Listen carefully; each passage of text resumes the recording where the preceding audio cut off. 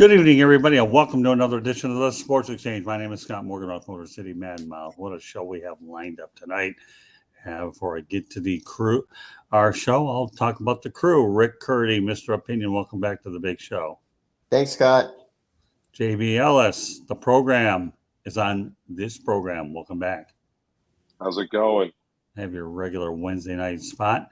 And of course, Jacob Christer, my partner from Pundits Pundit. We just all we did was flip the switch and went from one show to another. But Jacob, before we go any further, why don't you give everybody an idea what we did talk about on Pundits Pundit? What a great show we had here. I really we talked about one of the biggest things we talked about is I had remembered when I had seen where Karl Anthony Towns was talking about getting his teammate to get off of the eating fried chicken and start getting his health. And then you got to bring up the whole surface. They kept looking at the surface of trying to be in shape. And people forget that he lost one mom and 6 other people to COVID, and he's trying to get their health up, not just the thing, but he's trying to get their health up, his surface. And we were talking about that tonight, and what his thing is trying to get his teammates to working on there. And then we also talked about the G versus the NCAA about a football player who passed away due to tons of different head injuries. And then there's also the missing sports journals inside of that. It's part of the lawsuit. We talked about that also. So there's lots of different things we talked about. Yeah, good job by Denzel Snipes and Jennifer Matthews Lewis. They were great. And of course, we had our opportunity to talk about these various subjects as well. All right, on to the business at hand tonight. Just to give everybody an overview. We're going to talk about football in New York City.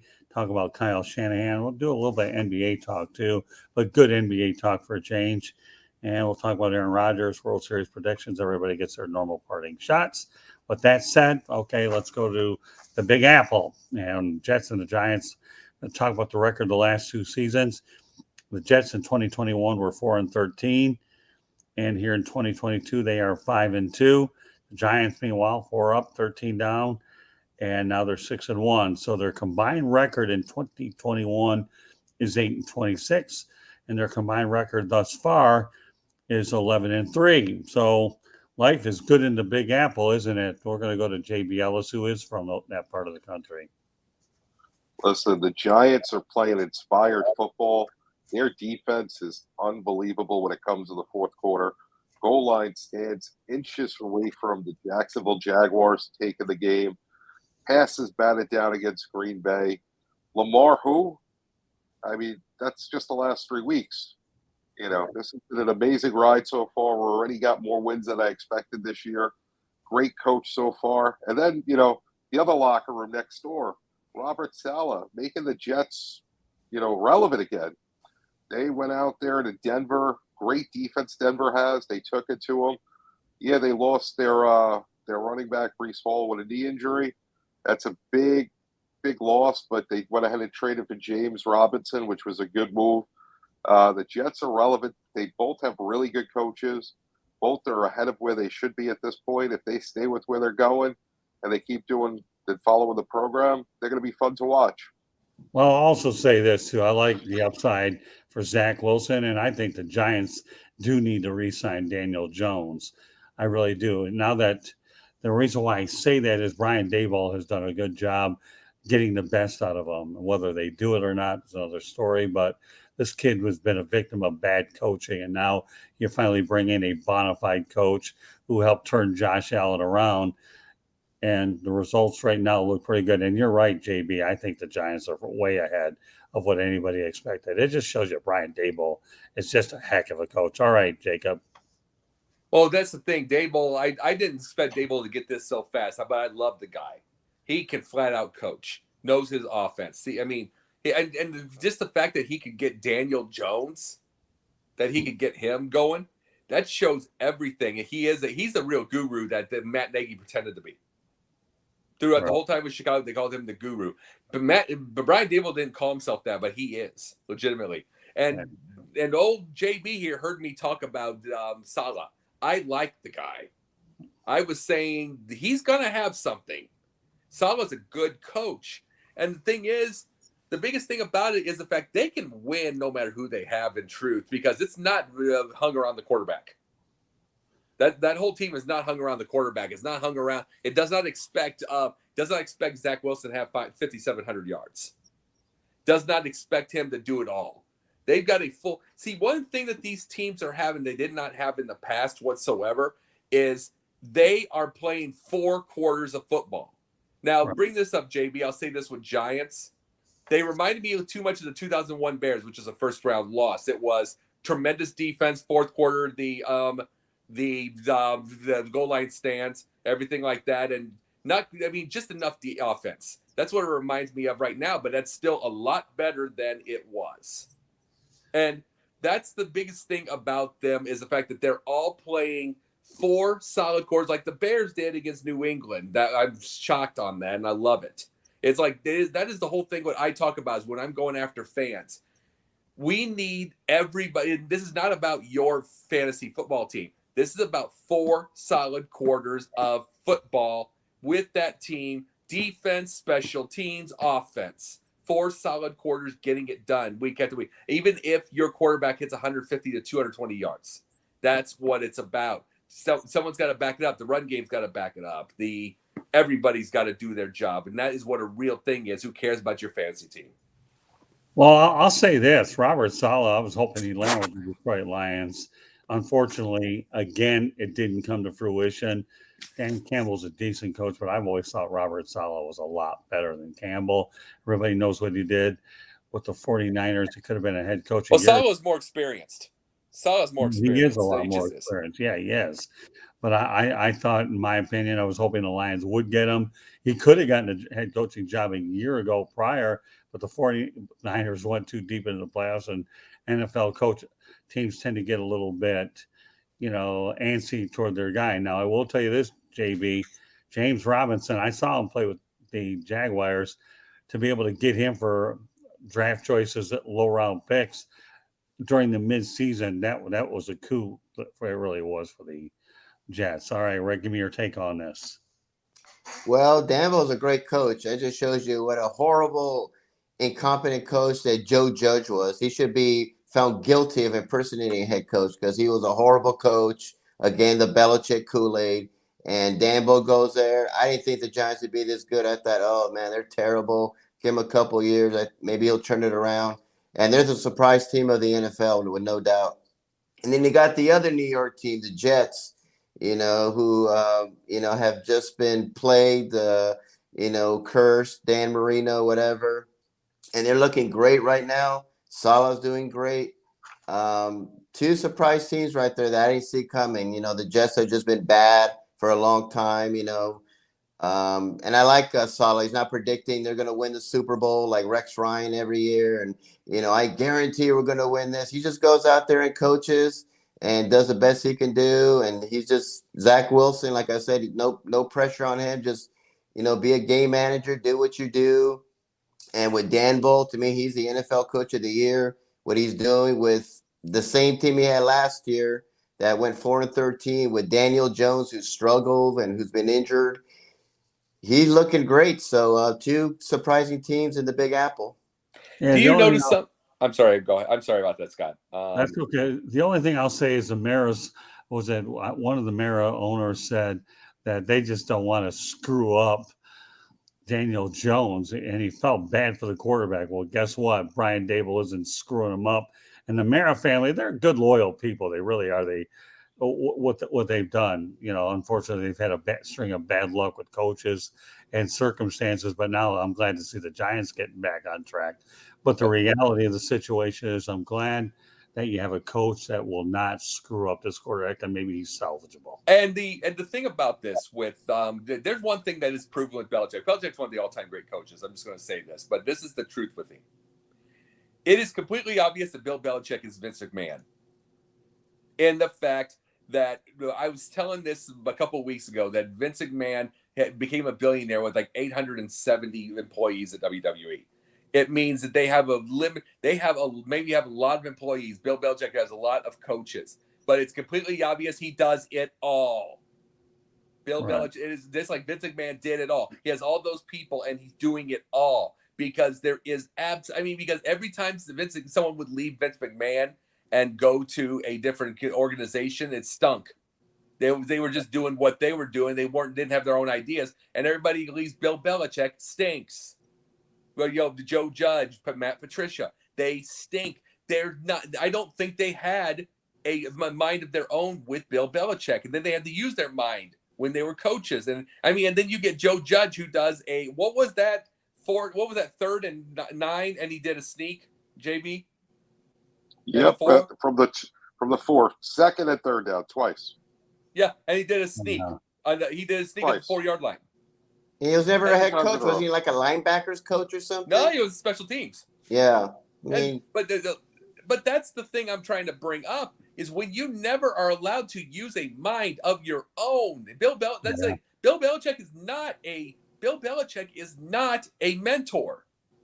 He is one of the greatest coaches ever, but he's a terrible mentor because all these other coaches never were able to use their mind, and now they're trying to copy him. Yeah. Yeah. The jury's still out on Josh McDaniel. Well, that's a good point, Jacob. It really is. Okay.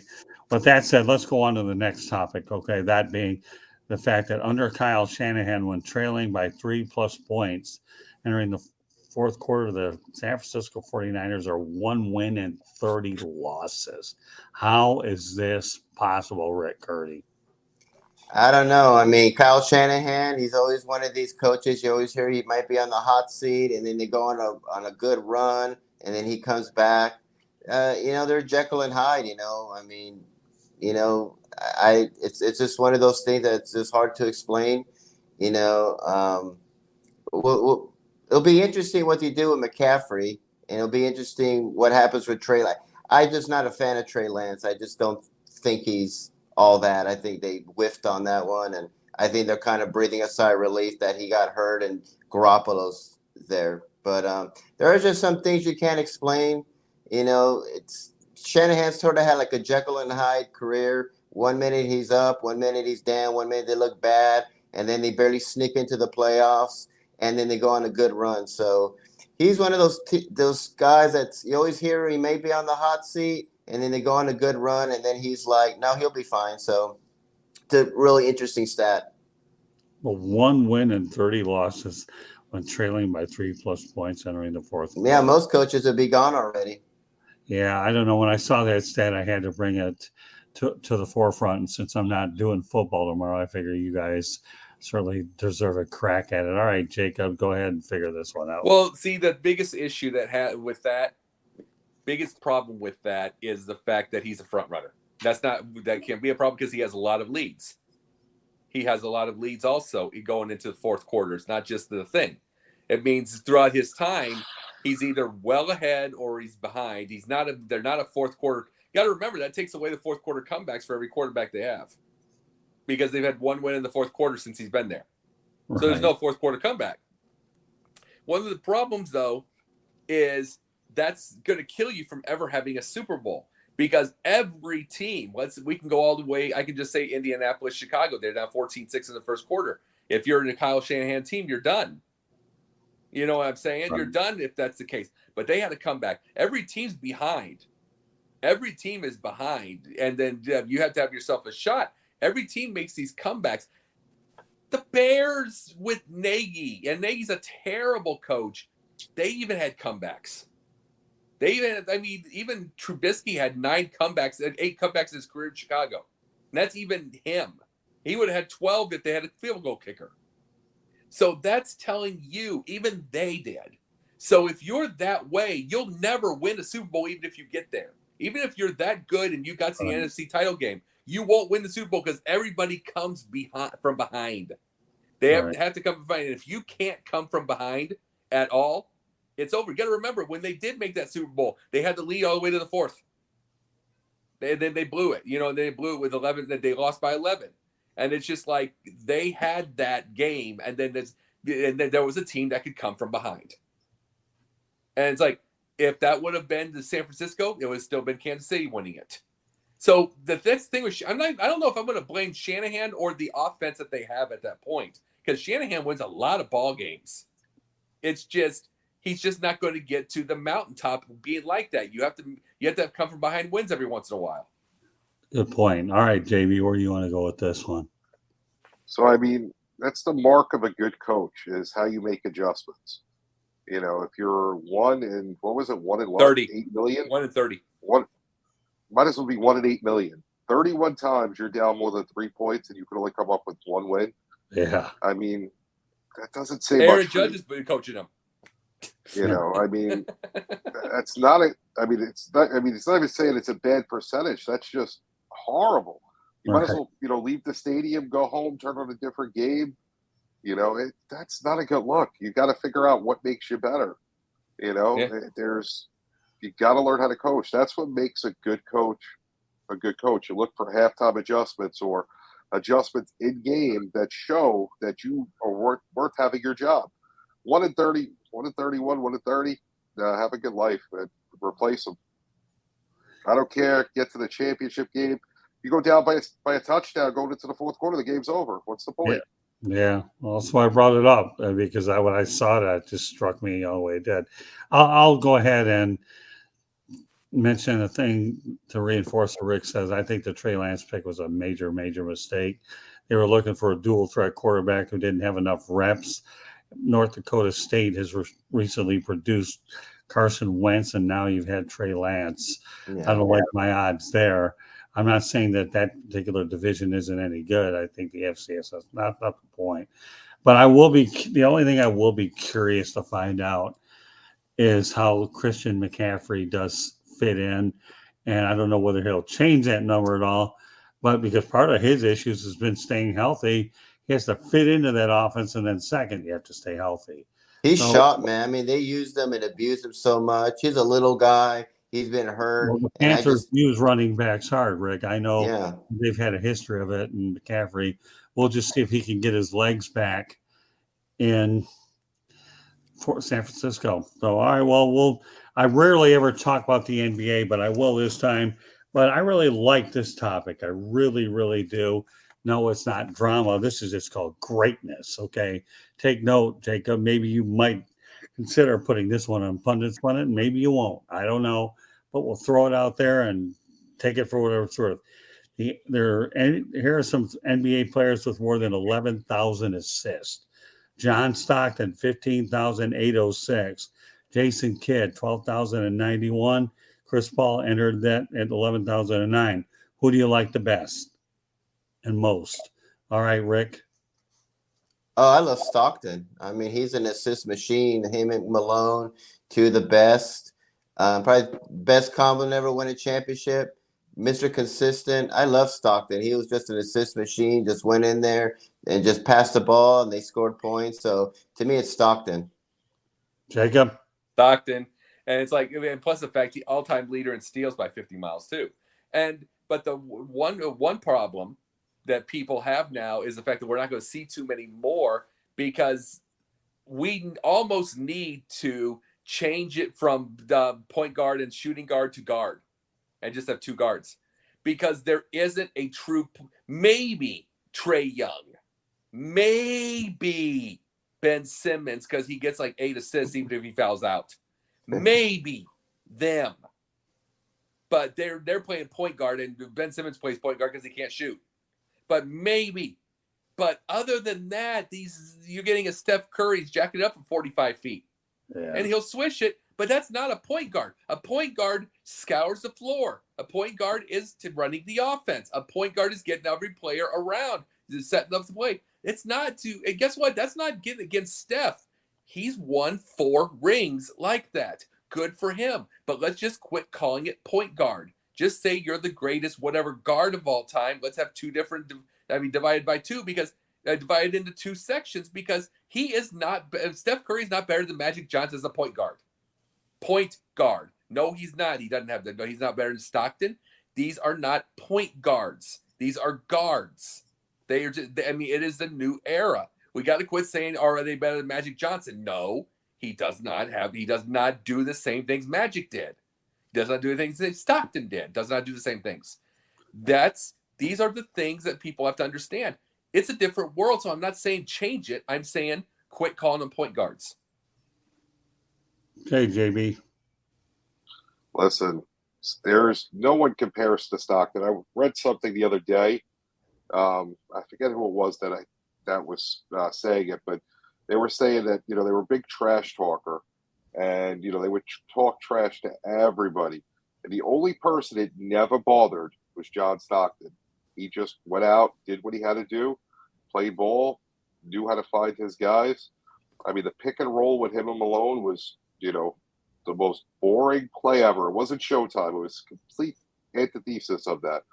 But you know what? It worked over and over and over again. And he was probably one of the best point guards ever to play the game. And guys today, like Jacob said, there are some great athletes. Trae Young, I was just watching the Atlanta game. The guy could play. He could score, passes, but he's not Stockton. He's not a true point guard. We don't have that. The only guy that I would say close to that at this point, and not even really close, would be John Morant. The guy, he could pass unbelievable. Probably the best passer out there right now. But, still, if you put him and Stockton, just throw a passing clinic, I take Stockton every day. Yeah, well, I had the good fortune of working with Isaiah Thomas. Isaiah was one heck of a point guard. There's a guy that can pass the ball. And, of course, we all know about Magic Johnson as well. So before we go into the next topic, let me just point out to our audience that you can subscribe to the South Florida Tribune on our YouTube channel or visit www.southfloridatribune.com. And to advertise, call 954-304-4941. The audio portion of the show can be heard on iHeartRadio, Apple, Google, or wherever you get your podcasts. If you have difficulties subscribing from our website, just go to youtube.com, look for South Florida Tribune. You can hit the subscribe button that way. And of course, yeah, if you're following us on Twitter, at Tribune South is how you can get a hold of me. So, yeah, to me, I guess if I had to look at the group, John Stockton is there. But you know what? Jason Kidd's a heck of a point guard too, though. He really is. And I remember when he played for the University of California at Berkeley, he was a heck of a player there. And let's face it, of these three guys, he's the only one that has a championship ring in his pocket. Although John Stockton and Karl Malone competed in the West against a buzzsaw team like the Lakers. So you always have hurdles in your own conference that make it hard. And Chris Paul, I'd like to see him actually get a ring. He's done a lot for the game, but that's the only thing let's see on his resume. So, all right, let's go back to the National Football League. For the first time in 235 career starts, including postseason, Aaron Rodgers is a double-digit underdog versus the Buffalo Bills. All right, JB, take your first shot at this one. So I was on the J&J Sports Express, which is our sports betting, our NFL betting show earlier, and that was the question I asked before we got into analyzing the game. Can you remember, and now you just gave me the answer because I had asked if it had ever happened, and it never did. Because I was thinking back, and I'm like, I've never seen that. I'm glad to see it because he talks too much. And they're going to get killed anyway. It's going to be an ugly game, I asked last night on Sideline Sports, is it more enjoyable to see the demise of Tom Brady this year or the demise of Aaron Rodgers? I want everyone to think about that for a second because, these are two of the best quarterbacks of this generation, and they're both coming down to earth big time right now. Yeah. Tom Brady can't keep his foot out of his mouth and just not winning. Aaron Rodgers just loves to talk. He'll talk about anything to create controversy. He doesn't want to show up for the workouts, but yet he has the nerve to say that the coaches should replace guys that aren't working out well. Talk about the pot calling the kettle black. But let's go Buffalo. That's all I'm going to say. Okay, well, Aaron Rodgers didn't help his cause out by waffling, and then Devontae Adams got sick and tired of it, decided to move to Vegas. So, he hasn't been able to. I think the biggest downfall with Aaron Rodgers is he should have gone to OTAs and every potential team thing that there was to get acquainted with his newer teammates and should have been more involved in training camp. So I think he literally shot himself in the foot because of what he should have done, knowing he had a different group to work with. All right, Jacob. Well, Aaron Rodgers shouldn't have come back anyway in the first place. He didn't want to come back. They keep asking him back. They're getting him the money. He's ready to get himself doing the things that he loves to do. He wants to be able to go on Rogan and talk like he says. He wants to be able to find his way on Fox News eventually. Probably help Trump with his campaign because that's going to start happening. These kind of things will happen. It's just a matter of time with the way he talks. But it's like he's looking at these things here. But overall, the whole game, I mean, it's like, yeah, you can't count Aaron Rodgers out if it's a close game, no matter what the thing is, because there's going to be those times. There's going to be those times in this part of the season where he's going to have those close games, going to have a couple more comebacks. Right. That Buffalo's just a monster. I mean, Pittsburgh's got a stiff defense, and they just ate him alive. And that was 38-3. It might be 50 points on Packers. Packers don't have that great of a defense. So that might be, I could easily see like 55-10, just like the old Super Bowl with Denver and San Francisco. Well, the amazing part about the Packers is during the NFL draft, they were drafting defensive players, and they were drafting them out of the University of Georgia, hoping to bolster that defense. And so far, it hasn't worked out very well for the.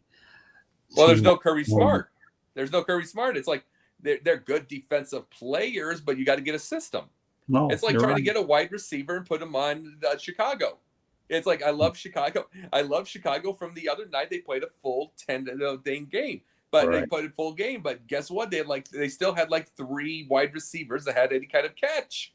They don't have a wide receiver. It's like putting a Georgia guy with the Chicago. If you don't have a system, it doesn't work. So you got to get the system for today. It's not just unless you want to bring Kirby Smart in to remind them. Yeah, I guess the thing that amazes me is 235 career starts, and now he's finally a double digit. That's a lot. That really is. But yeah, it just shows, like JB mentioned, the regression of the Packers. It really does. I don't know if I fully believe in the Vikings, but I'll tell you, I believe less in the Packers.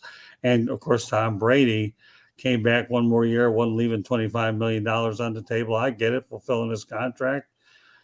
And, we can say what we want to say after the fact, but don't sit here and tell me they don't miss Ndamukong Suh and Rob Gronkowski with Tampa, because they do miss them both, but that's beside the point. The point is I do believe at JB that this is going to get ugly for the Packers against Buffalo. No ifs, ands, or buts about it.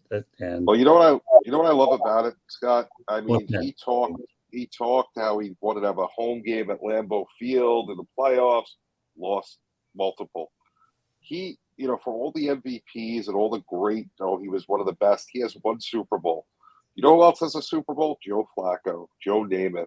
That's just the Joes. We can go on with mediocre quarterbacks. Trent Dilfer. Yeah, you know what? I was waiting for you to mention Jacob Trent Dilfer. Thank you very much, Pat. Rob Johnson. There are so many. Listen, I have no respect for Aaron Rodgers. I'm sorry. He should, maybe invest in a razor, get a haircut, keep his mouth shut, and play football. Then maybe I'll have some respect for him. Yeah, well, I have the respect based off the fact that he's one of the all-time greats, but he's a nut. I've known he's a nut. He treats his family like garbage, and that's the big thing. But people ignored his antics until they didn't politically agree with him. He's always been an asshole. He's always been a jerk. Let's be honest about that. Let's quit this whole. Let's put this whole media. We're going to take your side until you don't agree with us anymore. They ignored how he treated his family. Oh, but he doesn't believe in the vaccine, so now he's a jerk? No. Of course he's a jerk. He's a jerk anyway. He's a jerk whether somebody agrees with him on one side or not. He's a jerk. People were shocked that he has these views. He's a jerk. That's what he is. Well, the only thing I'll say is, personally, I like Brett Favre better than Aaron Rodgers. Take it for what it's worth. Anybody that had an Iron Man streak like Favre to Cancer over AIDS. Pardon me? Cancer over AIDS. That's what it is. Cancer over AIDS. You get wow. You got a guy who stole. You got a guy who stole from the welfare deal. Versus a guy with as much of a jerk with his family and himself as he is. I like them both as quarterbacks. They're both jerks. Yeah, all right. Well, I'm just trying to tell you that as a quarterback, Jacob, okay, quarterback. I just want to make sure I say it, quarterback, okay, that I like Favre's gunslinger mentality, and I liked his consecutive game streak. Sure. And you know what? That's all I'm going to say about it. Yeah. Rodgers, to me, can do all he wants. If he thinks he can get the Jeopardy gig down the road, let him try it. And you know that he has other interests as well. So I definitely feel like this is a bad look for the guy. And now, obviously, Matt LaFleur has a 3-game losing streak for the first time ever as Packers head coach. I know Rick Curdy's patiently waiting. Go ahead, give me your take on what I talked about. 235 career starts, Rick. Oh, I hate Aaron Rodgers. I used to like him when he first came up. I thought, I hope he does really well. And he's just turned into such an a-hole over the last 3-4 years. You know, the money, the success. He's another diva like Brett Favre. It's all about me. And now, you know, it's they're having a bad year because I don't have the best players around me. Well, I mean, they gave you all that money. So they could have used that money to get better players, and Devontae Adams left. And so he looks old, you know, and then just like Brady, they look old. And I'm just tired of him always playing games like Brett Favre. I'm going to retire. I'm coming back. I'm retiring. You know, and Aaron Rodgers, maybe if you stop trying to act like Nicolas Cage or try to look like Nicolas Cage or whatever, and go and practice with your teammates that you don't even know who are brand new, maybe you do a lot better. He's just a selfish human being. He's greedy. Yeah, he treats his family like garbage because his brother was on The Bachelor and he never talked about him. And so, you know, I just hope him and Brady just disappear. They got all the money in the world. They're going to the Hall of Fame, you know, no doubt about it. You know, great quarterbacks, legends, great. Just go away. You look old and you're pathetic, and nobody has any respect for you anymore. Well, Yeah, But the nerve of him to say, you know, if the guys aren't performing in practice, you know, the coach should make moves and change the roster up. The guy doesn't show up for OTAs for the voluntary workouts to work with the guys, so they could be good. The nerve of Right. him. Yeah, it's like Brady. You know, It's like Brady throwing tablets and yelling and screaming at his teammates, and yet he went to a wedding. He needs personal time off. These guys are just divas. They're just jerks. Well, the thing about personal time off is most of the star quarterback, what they don't bring up is the fact that most of the star quarterbacks get a Wednesday off. That's why the star quarterbacks for their rest for the week. But that's not just to Brady. But the biggest thing about Rodgers by himself, he has never had himself they just said this year he threw like it was to one of his tight ends. He had how many games? The 230 games you brought up, the 230 starts. He threw a touchdown to a first-round draft pick for the first and only time when he threw it to the tight end. It was an old tight end. I forget which one. Like Mercedes Lewis, I believe. Or something like that. First time it was a first-rounder in his whole career. He's never had those players. He has done it anyway. He's won anyway. He's done all that stuff anyway. Here's the thing. He's fading away, and he doesn't want to admit it. Yeah, you're right about that. And he's a choker. I mean, look what he does. He has such a big mouth for a guy that chokes every year in the playoffs. I mean, he had like last year. I mean, they choked at home. He's a great regular season quarterback, but he's a choker, and he's never going to win a Super Bowl. I hope he never wins a Super Bowl, and I hope he just disappears. Sorry, Candy, but it's the truth. Wow, she's doing another show, so she watching it. Well, if she's doing a show, as you're doing a show? Yeah, actually, she is out in our other room. I love it. Awesome. You guys that's amazing. I love it. Oh, yeah. This relationship between Sideline Sports, South Florida Tribune, JB, you and I had a dream. No, Martin Luther King did too, but we're not talking about Martin Luther. We're talking about Scott and JB. But no, I mean, you know, Candy's out there with the girls. I'm out with the guys. What a beautiful thing. You're talking sports. I mean, I love Sideline is so awesome, though. Look what you're talking about. She's in another room doing a show. We're doing a show. It's like we're literally almost becoming 24 hours a day. I love it. Don't worry, JB We and will, I. before you know. Yeah. JB and I got one more up our bag of tricks, don't we, JB, about what we're going to do. We do. We do. But yeah, you know what? You guys made some incredible points. Number one, Brady is going to go away. His next move will be in the television booth. I don't think he's going to retire this year, though. I don't know. I'm getting a feeling he probably might. I don't know His why. ego, and I just see him like saying, I can't leave like this. Man, there's a valid point, but there's two ways to look at it. The way you're looking at it, or he may finally say enough is enough and finally land in the TV booth. Now, we don't know if it'll save his marriage, and I'm not giving marriage counseling to him. But regardless, I don't know. That could go either way now. It really could. It depends on how the season goes. I mean, losing 21-3 to the Carolina Panthers certainly That's was right. a massive. I'm gonna Yeah. bring. That was awful. That was I love it. We just loved it. awful. We're Yeah, I bet celebrating. you We're so did. happy. I Listen, am all I going to wanted was a bring. Fournette touchdown. I'm going And, to and, bring and up. what's worse is he lost to the Carolina Panthers with P.J. Walker as quarterback. Now, I Third got to Well, he string lost to quarterback. Trubisky the week before. He lost to Trubisky the week before. Trubisky literally outplayed him. Yeah, but you know what? I was on another program, okay, and one of these guys that I was on with, what a smart aleck at times, this guy. And I said, you know what? Here's the thing. And he didn't listen to my entire thought, okay? He decided to react too quickly. I said, if Steve Wilkes, okay, takes the Panthers to the playoffs, I said, yeah, again, we point out hypotheticals, right, guys? Okay. That's our job. Right, exactly. And then the Panthers should hire the guy as a full-time coach if he can get around Without a that. doubt. Yeah. Without a doubt. I mean, look at the Phillies. They're in the World Series. They fired Well, Girardi. thanks for backing my point up. But this guy here, Yeah. he's a lousy coach. He did this in Yeah. Arizona. And, of course, Josh Rosen was bad. And you know 1 what year. I said, first of all, Josh Rosen, okay, they drafted him in the first round. And he was with a coach with 3-13, and they were both exiled after a year. So I don't think that anybody could criticize Josh Rosen for his time as Arizona because they gave up on the guy too quickly, and then they ran the coach out of town. And again, I'm not saying Josh Rosen's great, but there's no way you can indict Steve Wilkes because of a dysfunctional Cardinals. And this guy was so I laid into him. I really did. I know. He's an idiot. Anytime, again, I didn't say he would if he takes him to the playoffs. Didn't mean he would.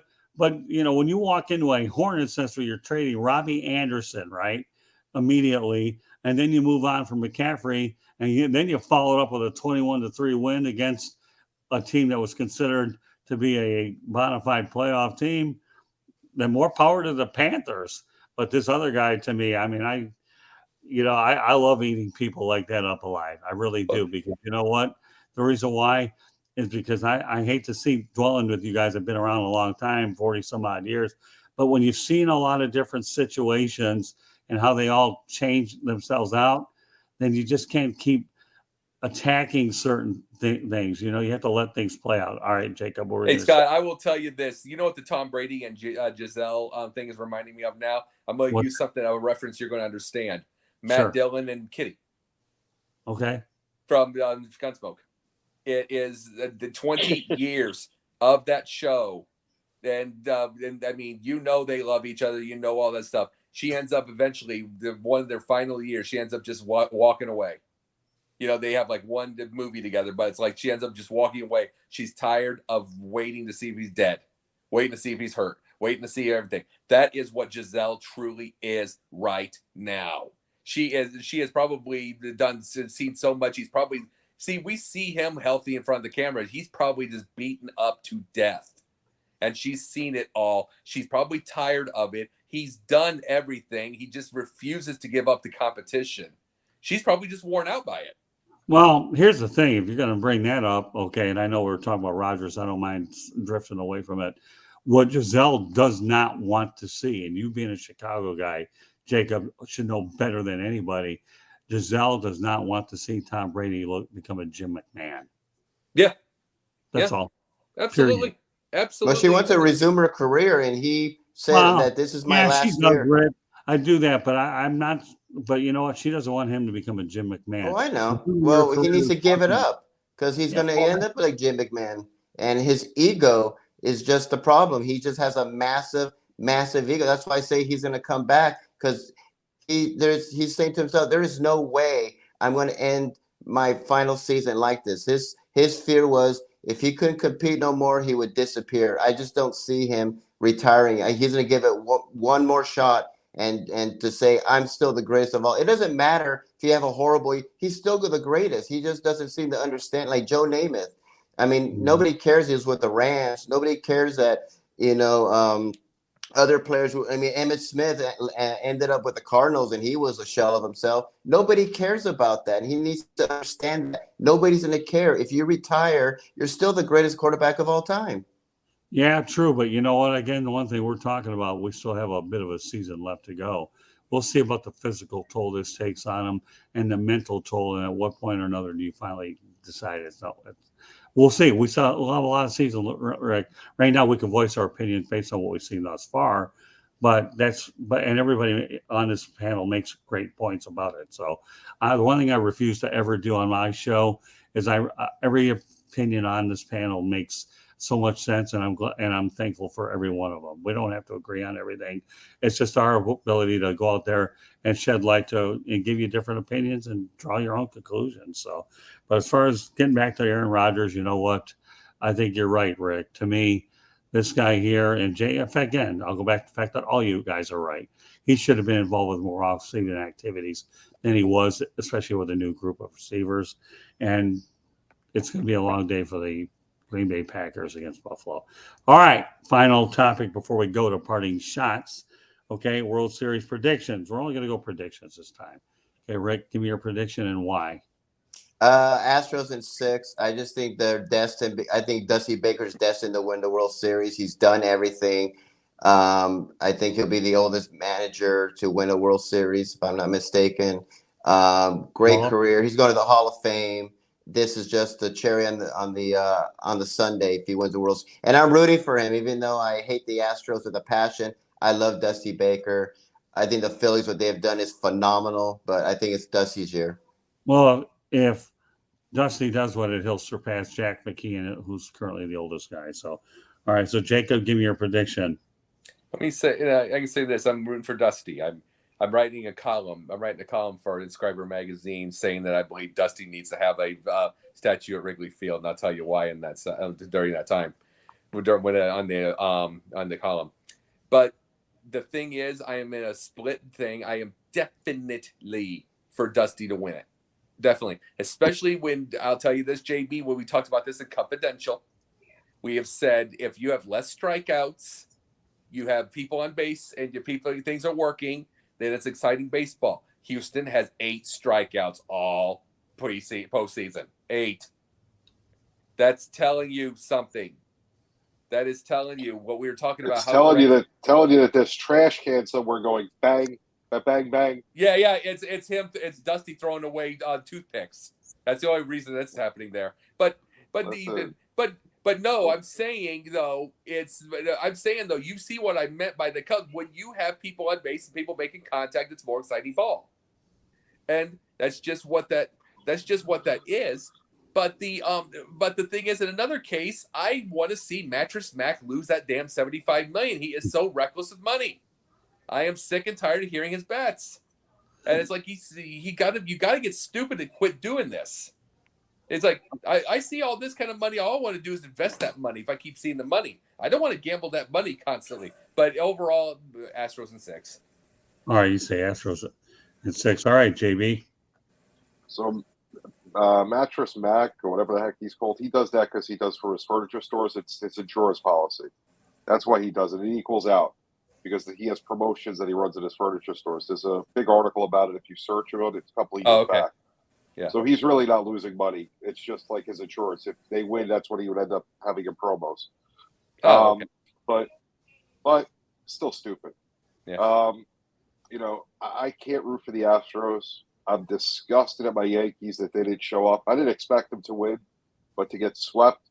And Aaron Boone, who thank God the game was played in the Bronx because he should have been left somewhere on the side of the road. So I'm gonna root for the Phillies, as I tweeted and Confidential tweeted. We're all rooting for the Phillies.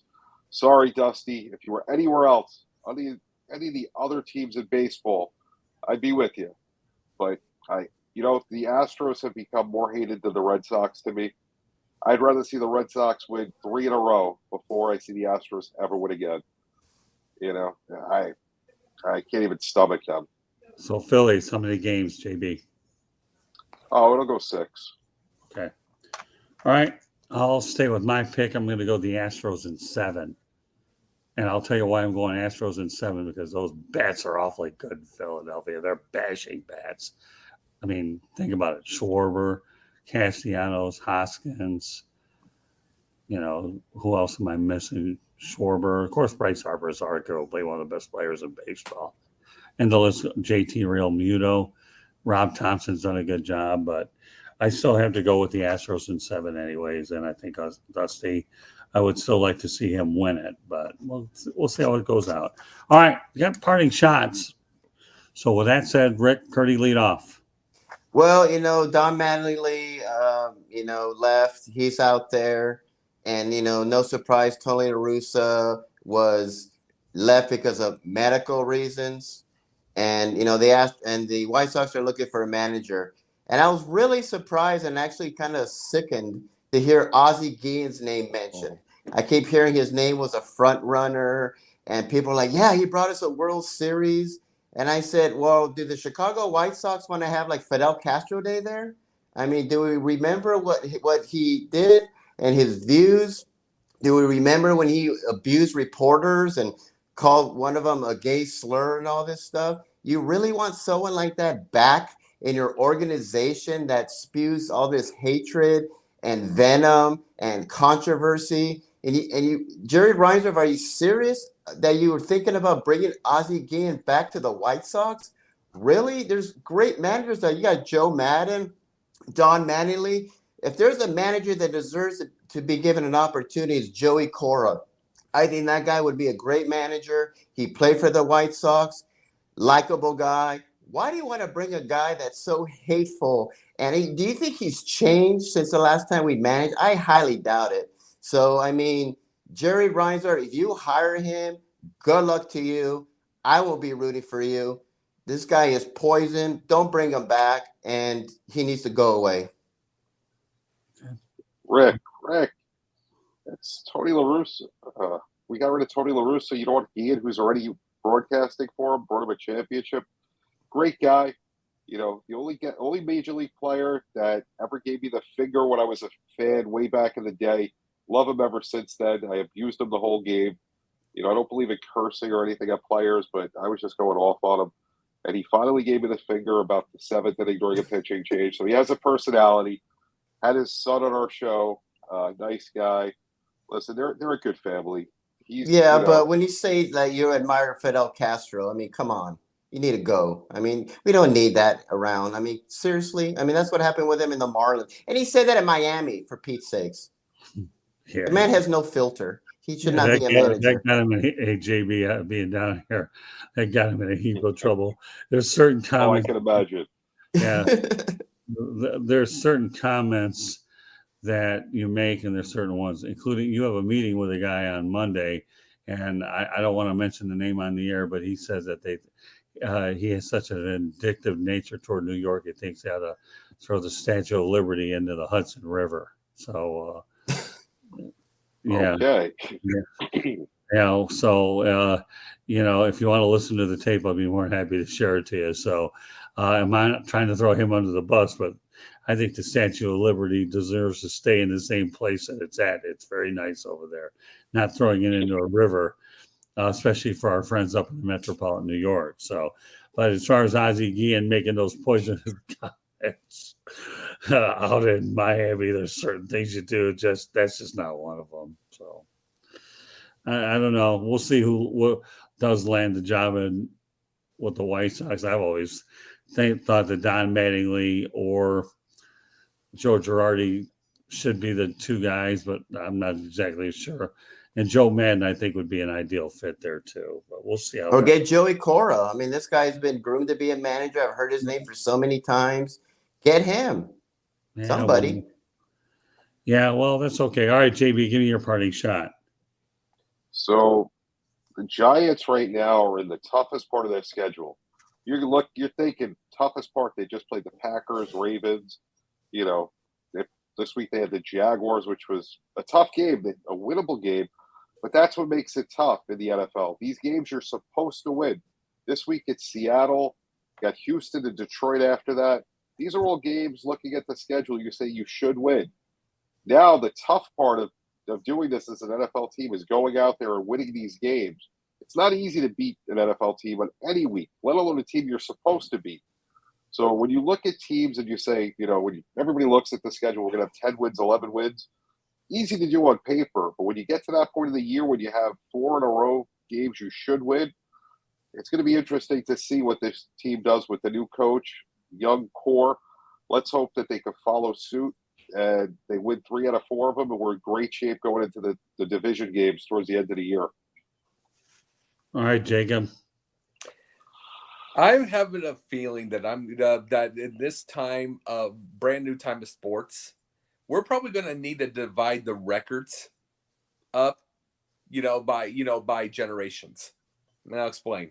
They just said that Tom Brady is about to hit 100,000 yards as between playoffs and regular season, which that would have 100,000 yards. We were thrilled at one time when Joe Montana hit 40. We were thrilled then, when the numbers that Dan Marino hit. He's going to hit 100,000 yards. And what the crazy part about it is, in this past happy, at the time, if Josh Allen if he stays healthy and everything like that, he's going to easily go by it.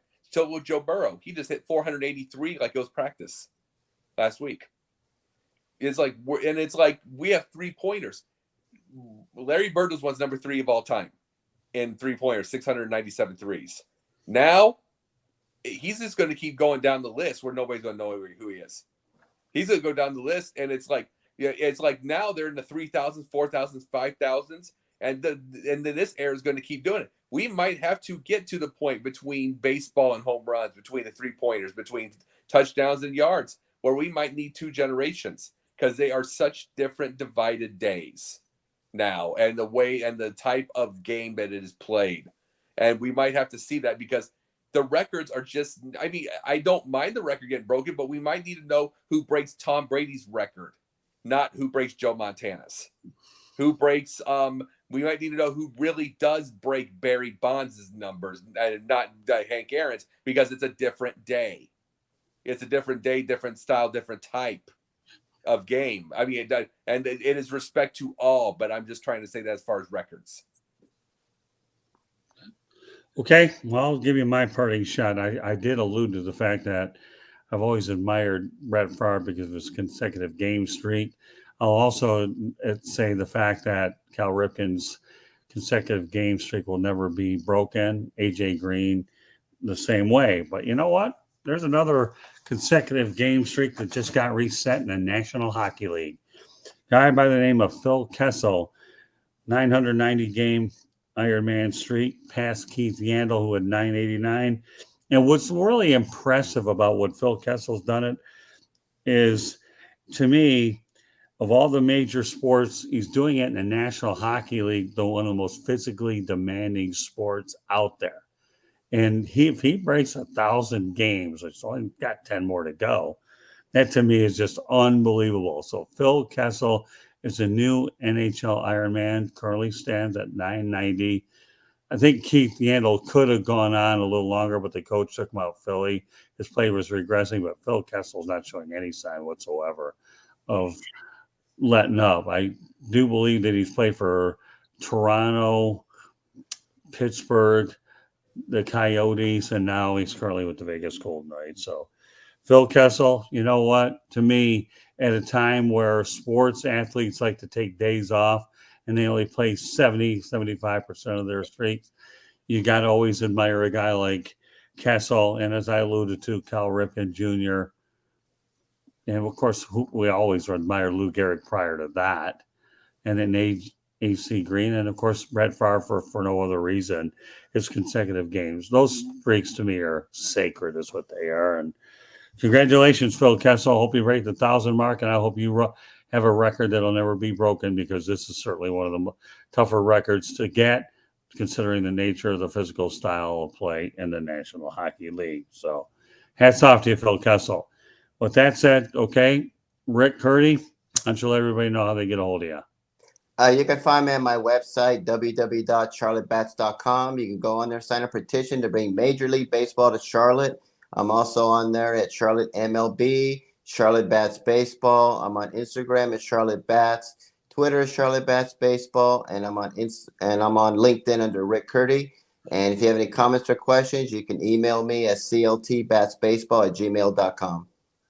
Okay, Jacob Christner, I know you have a lot on your plate. Let everybody know what you have on your plate. Sunday nights, the Basket Bros, but before that part, I'm at Jake the Pundit on Twitter and Jacob Christner at Facebook. So anyway, to go back again, Basket Bros on Sunday nights. Monday nights during the season, NBA Carousel, Megan Price. Tuesday nights during the season, Confidential with JB and about 60,000 others with Confidential. And we have all that kind of thing, and it's fun, and we're glad to be on prime time next year, thankfully, not 11 o'clock. Wednesday nights, Pundit, and then the Sports Exchange. And then Thursday nights I do I get away from Sideline. I do Yin and Yang with TJ Sanson, talking politics, talking psychology, talking films. We talk all kinds of different things on there, everything but sports. And then we just something a little kind of a change of pace. And then we're also doing a movie together called Awakening, where we're writing a short. So a lot of things going on right now. All right, JB Ellis. JB_ the program, Sideline Sports Tuesday at 8:30. Confidential in season, we'll let you know what time. JJ Sports Exchange, 7 o'clock on Wednesdays, right here every week around 9 on Wednesdays. And both sides of the coin at 11:05 on Wednesdays every other week. Plus many other places. But Sideline Sports 7 days a week.